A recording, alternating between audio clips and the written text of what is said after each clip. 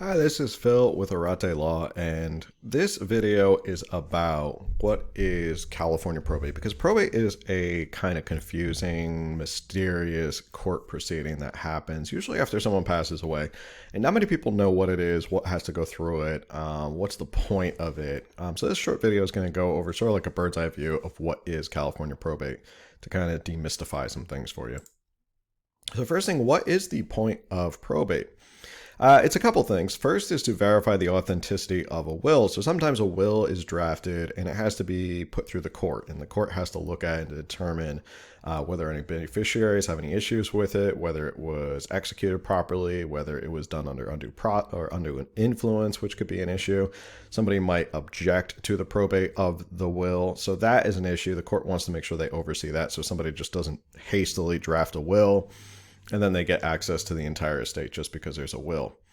Also is to appoint an administrator. An administrator is if there is actually no will. An executor is someone who's named in a will. An administrator is if there is nobody and there was no will.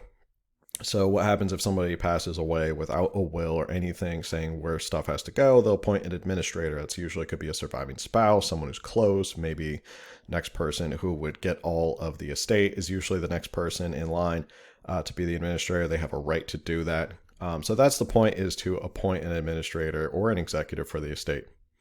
And finally, to oversee the distribution of the estate. Because it's through a will and through this process and there's an administrator and executor, the court wants to just make sure everything's being done on the up and up, and that the administrator or the executor isn't just going ahead willy-nilly and just taking as much from the estate as possible. So I like to classify probate as really having like two halves. The first half is when you file a petition for probate. So after someone passes away, usually you want to get that process going within the first couple of months after them passing away. You don't want to wait too long. People sometimes kind of like sit on it and wait too long, but the court really wants you to get this going and moving as fast as possible, mostly because they want to make sure that the estate stays intact, because the longer it goes on, usually money gets spent, bills get paid, stuff like that. So the estate is not being distributed accurately. The other thing is to notify all beneficiaries and creditors. So if there's any beneficiaries, whether it's through the will or just through intestate succession, which is, surviving spouse, children, parents, children of children, stuff like that, you have to notify all the beneficiaries that this is going through probate and that they could either object or just kind of go along with it. And finally, it's to submit all the testamentary documents that are applicable. So if there is a will or there's a codicil or there's a holographic will or stuff like that, that's the stuff you have to admit and prove to the court why it's authentic, why it's real, and why you have to follow it and who should be the executor. The middle part, sort of like halftime, is when you get what are called letters, and whether they're the letters of administration or letters of executor. These letters are the goal of the first half of probate. You want to be granted these letters if you're the petitioner, and the letters give you the legal authority to act for the estate. So when people say, well, who are you? Why are you asking about this bank account or this property or stuff like that?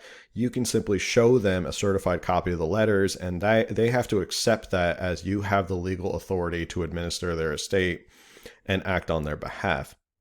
So now once you get those, you begin the second half of probate. Now, the second half of probate, notify all creditors. Again, sometimes once you go through the process, you discover more. Maybe some come out of the woodworks.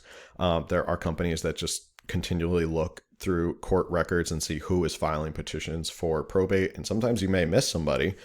So you got to notify all those creditors. They'll file a creditor claim and you have to kind of accept or reject it. But that's a little bit more in depth than what we're talking about here.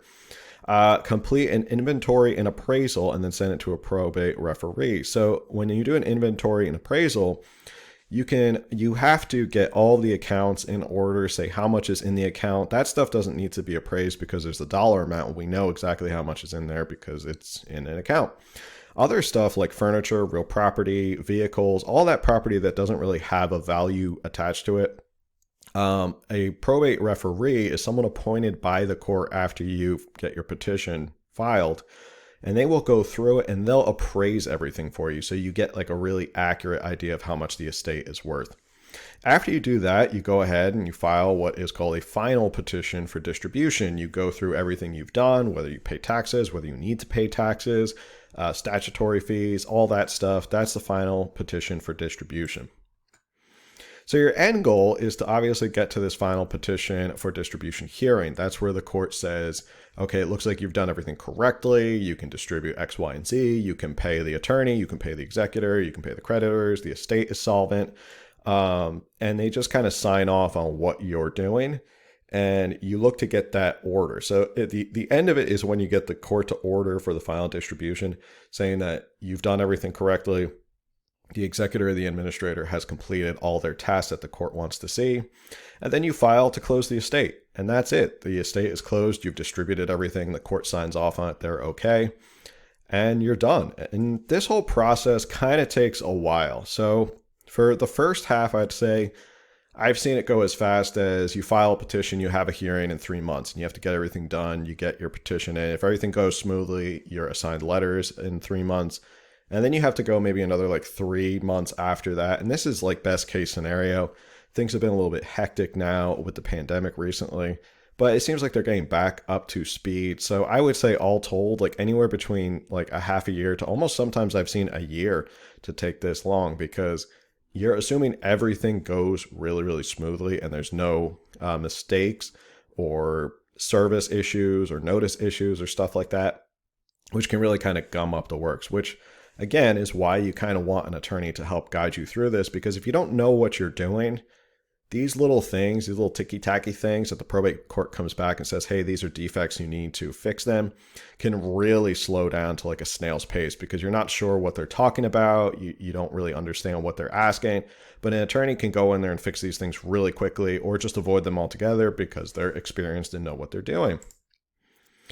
So that's just sort of a overview of what is probate and what the process is. It's a lot more straightforward than people think it is. It really just comes down to the court wants to make sure that the estate is solvent, that's taken care of, that everything is addressed, creditors are addressed, everybody who has a legal interest in the estate gets taken care of. That's really the goal here. And again, it's only done for probate assets. So when it's a probate asset, what I mean is something that either passes like through intestate succession, or it doesn't pass through like a named beneficiary. So like life insurance doesn't pass through probate because there's a named beneficiary. Any other sort of accounts where there's a named beneficiary to say, when I pass away, this person gets it, that doesn't have to go through probate. Anything in a trust does not have to go through probate, which again is sort of like a endorsement of why you should set up a trust, because once everything's in a trust, you don't have to really go through probate. It's a lot easier and you can just avoid this whole process. But that's really it, is the point. All these probate assets have to be supervised by the court to make sure they go to who they need to go to. So if you're ready, you can book right away by going to a time slot below. You can pick a time that's convenient for you. You can also call the phone number that is on the screen right now, and you can request an appointment with our receptionist. And if you'd like to, you can also just email info@orate.law to learn more about how we can help with your probate matter. Thanks a lot. Talk to you soon.